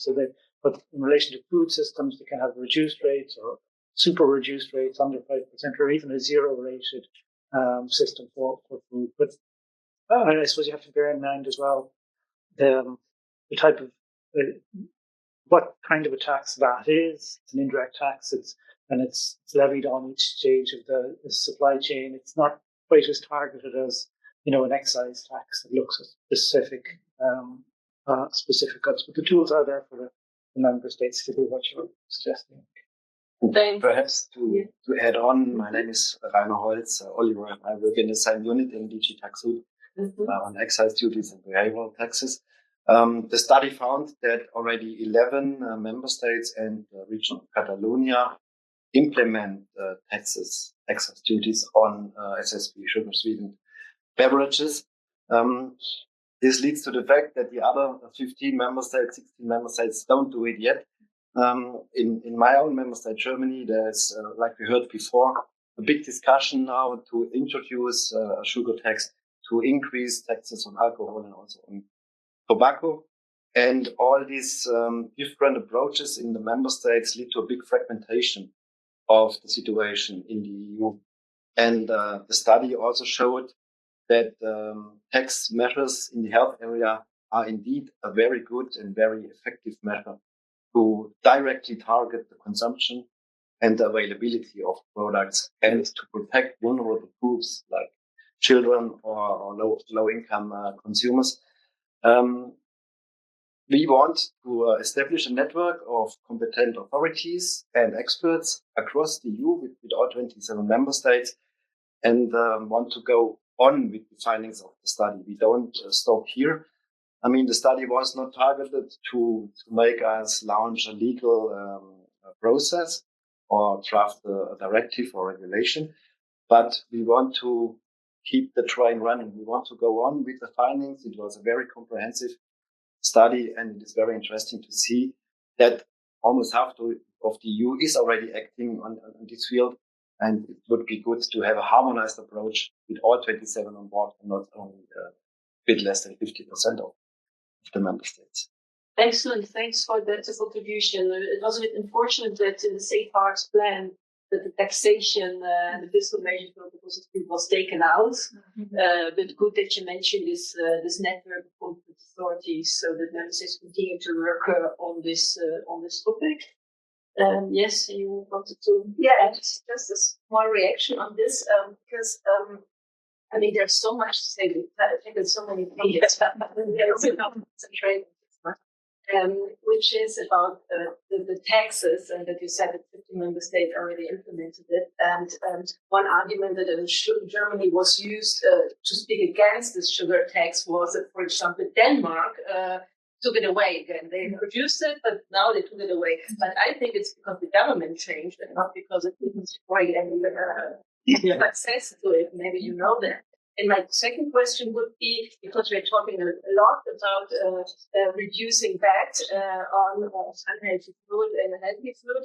And I mean, it's not my second legislation now, and I'm still talking about it. So if I would need, I wouldn't do it immediately, but it's always said that VAT is member states issues, and we can't regulate that at European level. But if you're mentioning that it's such that it leads to a fragmentation, would there be a possibility for the European Union then to regulate it in order to avoid the fragmentation of the single market? I guess on VAT, I mean, it's our partner unit dealing with that. But as my colleague already said, member states have already the tools to reduce it, to go really to zero VAT on products they want, healthy food. They can do it. I do not know if we have the competence to force all 27 to go to zero or to 5% or so on for healthy food. The problem is that, as you know, in the area of taxation, you have unanimity in the council, and member states have 27 different policies, and it's really hard.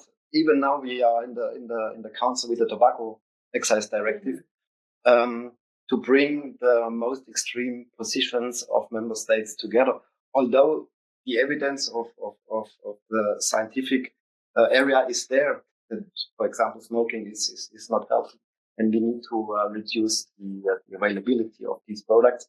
But still, a lot of countries, let's say, are more open to listen to lobbyists than others and put their importance on other fields. And that makes it so difficult. If we had qualified majority in the council, we would move forward much faster, much quicker. So in VAT, I don't believe that colleagues could, let's say, start a legislative procedure or process to force member states to go to zero or to reduce trade. But everybody has already the possibility to do so. Yes. Yeah. Thanks a lot for that input. Let's go to Belgium, Laurence. Yes, thank you very much. I'm really interested if you can spread if you can share the study, because yeah, it's public, but it's sometimes very difficult to find. You produce a lot of tools, so and regarding the competent authority that you are looking for at the national level, it's a kind of mix of fiscal one and health, public health authority, because it's not only a matter of numbers, it's a matter of course of knowing the pertinence of choosing the right food category, of course. So it's not so easy to make this mix, but I really wonder how you reach the competent authority, because it's very important to have the right person in the room. For instance, we have a reflection 2 years ago in Belgium regarding VAT, to lowering the VAT at the federal government level.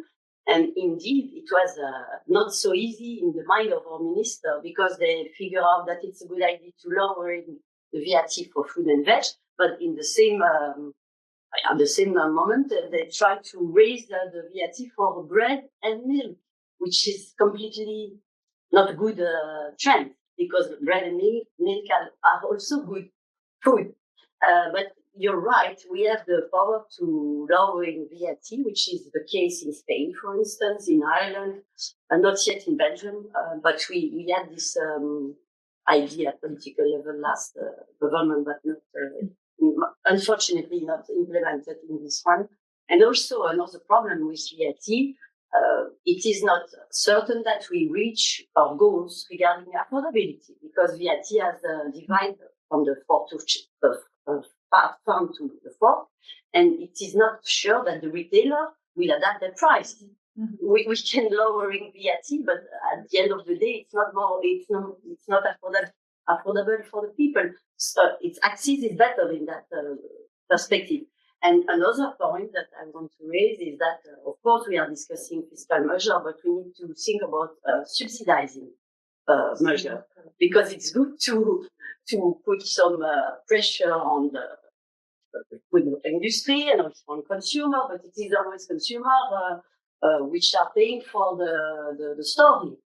If we make, let's say, a 20% rising on soft drinks, okay, but what we are doing for the positive effect of our policy, we need to think, and this is shown by many studies on fiscal measure, we should combine both sides. First, raising some bad categories, but also lowering, and also think about other kind of measure, not only fiscal one. So we can think about social security for food, which is an option, and also voucher, meal voucher. There is many options, but we should think about food. Thank you. Thanks a lot. So I have here two hands, and then I also would like to bring in Maria Zhao from the Foreign Action Independent Cities to share a bit the work that you are doing there with member states. But first, I have two shout invitations from the constituent Yes. European Consumer Organization about VAT. We have to think that VAT is an income for the member states. So it's difficult to say have made a less income in this period. So what we have to do, thinking that the 80% of the food that we have in the market is processed food, we have to let not profitable to make this food. So we have to put taxes on that. Like we have the English has done with the delivery taxes. Taxes on the quantity, on the amount of the sugar, salts, directly to the industry, not to the consumers. Consumers that are eating this kind of things are poor. So why have to give them more taxes or something? We have to do the less. We have to lose the 80% of the market of the ultra-processed food. So we have to make the ultra-processed food not profitable for the producers. It's a very long way that we have to do, but this is something that should be done by each member state, and is an income for them. It's not, in this case, it's not something artificial. About ultra-processed food, it's not so-called. The so-called ultra-processed food is something that the industry has showed, are very well known with this ultra-processed food, because it's based on the NOVA system, the scientific there are so many works and scientific papers about it, so many, that the other are so less that it's impossible to say that. In any case, if you say the so-called ultra-processed food, because there is no definition, I can say the so-called plant-based food, because there is no definition, and I have Nutella as plant-based. Yes. Thanks. This is from a peace partner also. Yeah, peace partner and professor of persuasion. Which some people and I want to circle back to this, and I also want to extend the definitional question to healthy foods. We've been talking almost 2 hours about healthy foods, and I think we have a kind of common definition, maybe, hopefully, about what healthy foods are. But I'm afraid that people in Europe don't have this definition, and every year that we stand still with policy, it becomes worse. That's also what data are showing. I'm afraid that only marketing regulations don't really make up for it anymore. We see many more messages on social media that are not marketing messages, but I think that basically confuse people altogether about what is healthy foods.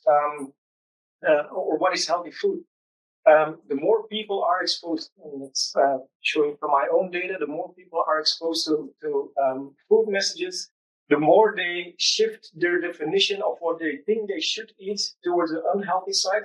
And even more impressively, the more they think that everybody's eating it. Because, of course, that's what they see on social media.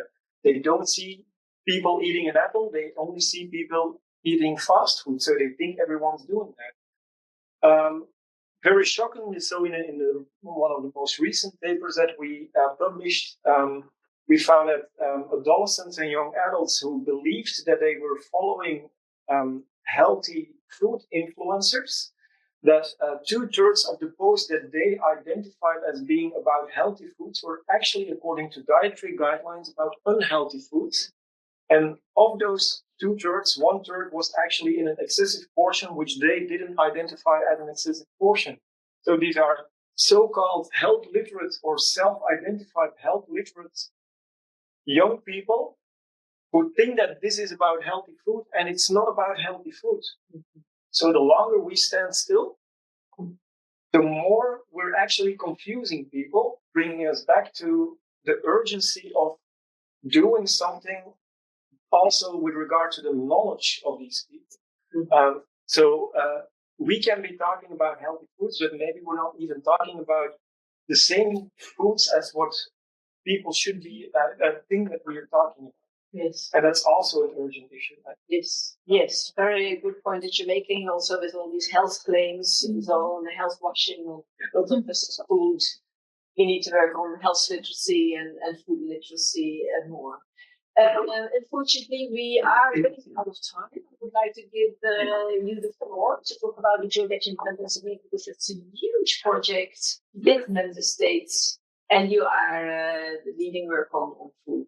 Yes. So many thanks, and thank you for inviting us to be here attending this meeting. And actually, for those who are not familiar with this transaction, this is one of the biggest huge transaction with a huge funding. And this transaction intends to work on prevention of NCDs, in particular acting on the health determinants, in particular healthy diets, physical activity, alcohol, and tobacco. And the idea of this project of transaction is not to provide new evidence, because actually we know that we have already enough evidence on this particular area. But the idea is to promote action and to promote a coordination action at the EU level. But of course, we do not have the mandate to implement some of these policies. So what we are trying to do is to develop some tools that can be useful for member states to implement some of these actions at the national level, but also to support some of the legislative frameworks at the EU level. And I will just give you just 2 examples. One is regarding the development of a nutrient profile model that we are developing together with the WHO. And in this tool, we will include not only criteria for the nutrition part, but we will also include markers of UPFs. So this could be a good contribution for this discussion. And the idea is to have this tool in order to provide a more harmonized and coherent approach across the different policy actions. Because nowadays we have a profile for marketing restrictions, another profile for front of pack nutrition label, another profile for fiscal policies, and it's important to have a more coherent approach across all the different policies. And the other example is regarding the food marketing restrictions, because nowadays we have at EU level the Digital Services Act, and under the scope of this Digital Services Act, the Commission are identifying what are the systematic risks in the digital environment, and we'd like to support the B2B Connect in providing evidence in order to be able to identify unhealthy food marketing to children as a systematic risk in the digital environment. So these are two measures and two actions that I would like to share with you. Excellent. Thanks for sharing that. The project is still happening about 2 years now, ending at the end of the next year. So a lot of the results will come. Yes. All right. So before I go to Anand, Manuela, Ripa, and also Dorota for some final reflections, I would like to look around, and then Milka, you ask for the floor, and to see if someone really wanted to say something very brief, because I do not want anyone to go home and think, oh, man, I wish I could have said that. So maybe Milka briefly, and if anyone else wants to say so, and then you as well. Great. And then Samuel, very short before I move for the final reflections. Wonderful. Yes, thank you, Carolina. I wanted to bring to this discussion a part of discussion from this morning from the HDHL conference, where I was lucky to share the panel with Fabrice and Anna. And that is a discussion on the power disbalance, which we're touching upon today. And I think we need to kind of fortify that point. Also, because you were asking, Caroline, how bold can we be? And I think we must be. So we know what healthy, sustainable, and just diets are from the scientific point of view. We know which policies work. Front of pack labeling, restrictions on marketing to children, healthier food, public procurement, mandatory reformulation, fiscal measures, you name it, we know it. But those get delayed, ignored, diluted, pushed into voluntary measures. Mm-hmm. So we do not have an evidence problem. We have a power problem. Mm-hmm. We have a situation where commercial actors have way more power than others to decide what is done with the evidence. And on the other hand, as Camille was saying, we have defunded and sidelined health civil society. So the policies do not really fail because science is incomplete. They fail because politics is inconvenient. And there, I would like to, so there I'm thinking, like, if people who live with the consequences of our, joint policy making, have the weakest voice, then we have failed in the democracy. So going back to your question, how bold can we be? I think we have to be terribly courageous. Yeah. Because our MEPs, like, we call our politicians to be brave, but we have to be courageous ourselves, all of us. Yeah. So that's the message that I wanted to bring also from this morning's discussion. And a plug-in, the sister project of FEAST, the Plan EAT that Piroshka was referring to, will have its own conference on the 2nd of June. And I think we're going to have some really, really intriguing discussions there, including the one on the Food Policy Council and the roadmap to achieving it. Excellent. Okay, super. Thank you for your points. Yes, thanks. Samuel, I don't know, you were first. There you go. Irene Fabrici from UK Europe. We are a network of local governments, so I just want to echo what our mother, the committee of said earlier, in terms of stressing the importance of local and regional governments and how much they can do actually for healthy diets. While they can't influence prices, maybe they can do so much to improve access, also for people in more difficult situations. They can. It was mentioned the social assistance on food, the social security of food, or social restaurants, social supermarkets. ICLE coordinates the living labs within Feast, and many are local governments that have done many of these things.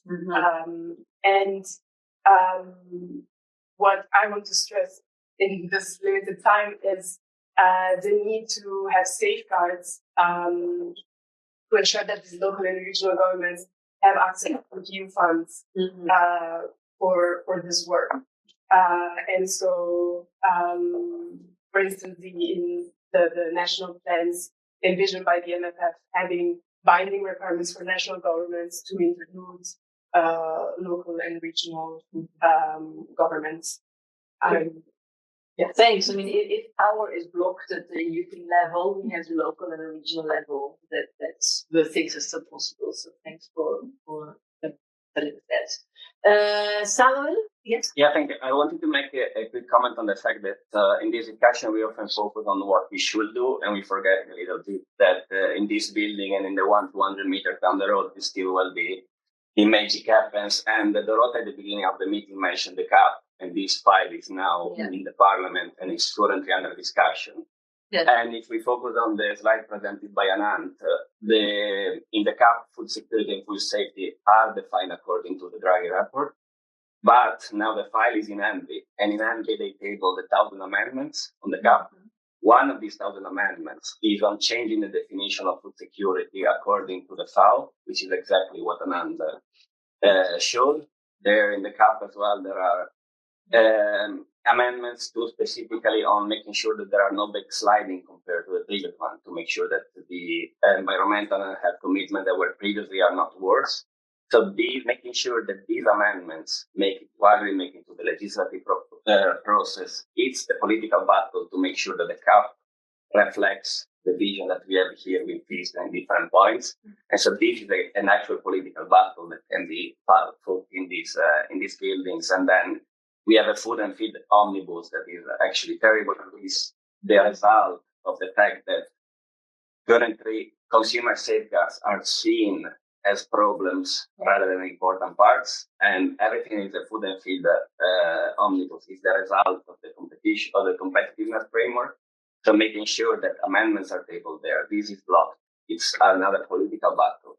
And then the INI report as well on the Safe Hearts Plan, that was another example where we had initially a levy and now we have a study, but that was in the first draft, it was a levy, and then because of commercial determinants, it has been transformed into a study. So making sure that that levy, which was already the only thing we had in that Safe Hearts Plan, remains there. It's another political battle. So while it is important to make sure that we strive towards the future, it's also important to see what is happening now. And politically, there is a lot that we can do there. And what we have to do, yes. Thank you. No doubt. Thanks a lot for this intervention on the many challenges.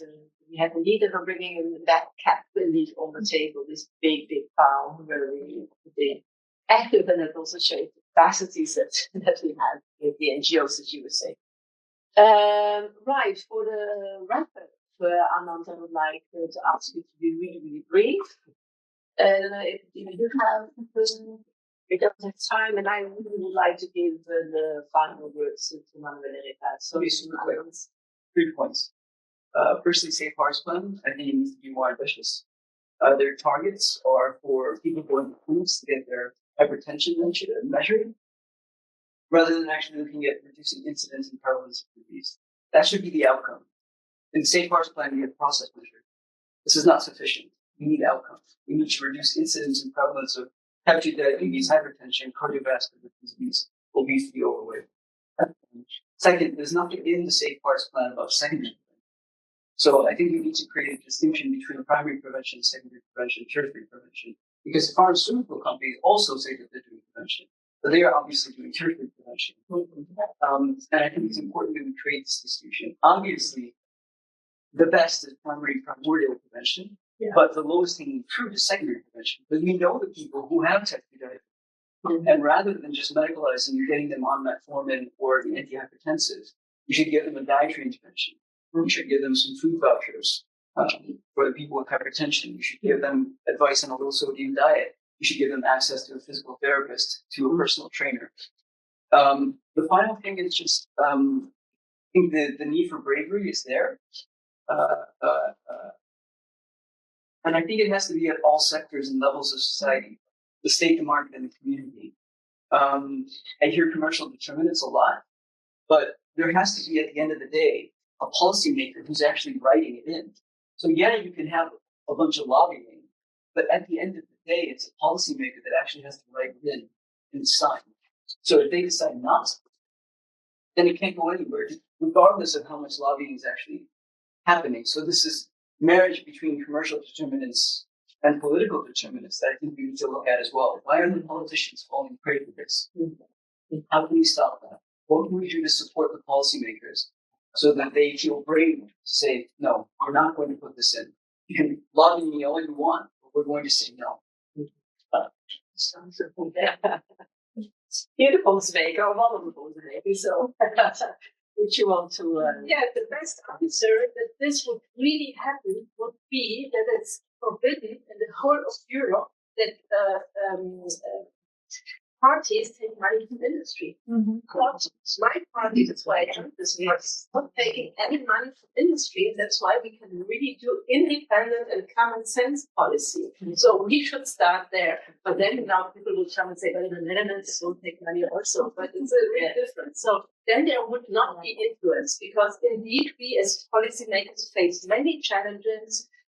One is, of course, all the lobby interest industry coming, saying losing. We're losing jobs, so you have to do something, and then policymakers often react very short term without seeing the long term. So, of course, we need EuroHealth, that you advocate the citizens, go really to the MEPs, like my colleague said, and advocate there. They have to come from your constituency, not writing from Hamburg to the MEP of Sweden. He doesn't care. Go from your constituency to the MEP and say, here I have a petition of 1,000 people, I don't know what. You can't do this policy because it's really harmful or whatever. So this would really help. And of course, we need to get the farmers on our side. We're talking about the CAF policy. As long as we have associations who are fueling, use more pesticides, use more fertilizers, ruin your soils, ruin your health with that, then nothing will change. So we need also the farmers on board who will help us to do this policy shift. Otherwise, nothing will change. Because you were talking about the citizens there, you see the right things that are all voters. Yeah, but you know what the voters vote at the moment? The radical party in Germany, radical right-wing party, is leading the polls at the moment. They're the leading ones. And I'm sure that at least 60% of the voters who are voting for them care about healthy diet, but they don't vote for the right people. So, okay. But before I'm taking away, just a few remarks. We are facing many challenges as policymakers, and the lobbyists are not the usual lobbyists. There are also other lobbyists. Just to give you a very simple example, unhealthy marketing of children. It's the second legislation I'm really talking about and doing it in Germany. We had a minister who wanted to introduce that. You know what happened? The publishers went up the walls because they said our press freedom is in danger if you take us away this advertisement, because then we can't pay our journalists. And I mean, there is so much advertisement that they can bring and should bring. I did prizes for very responsible advertisement who really tackle societal issues. And this is more the advertisement that we need, and not advertisement on food, unhealthy food. I mean, I was sitting in front of the TV with my children. I had a nice plate of fruits there. And after seeing 10 commercials about chocolate, I said, okay, there's so much influence there. Anyhow, one last word. As long as policy is not willing to act, we talked about why. We need also the actors to act. You have many examples. One very good example in Belgium is the supermarket chain, who gives incentives directly when you pay the cashier for Nutri-Score 8 products. So they are already giving these products for less money, and this is very good incentives that also help. You don't need to wait all the time for policymakers to do so. I very much appreciated this session today because we tackled a lot of problems, but we also showed the way how to do it. We need a holistic food system policy for healthy and absolutely, I'm with you, delicious food. I'm Italian, so I know what I'm talking about. Also Italian, also German. The second one is, of course, we need a fair and just food system. We cannot afford business as usual. Here you talked,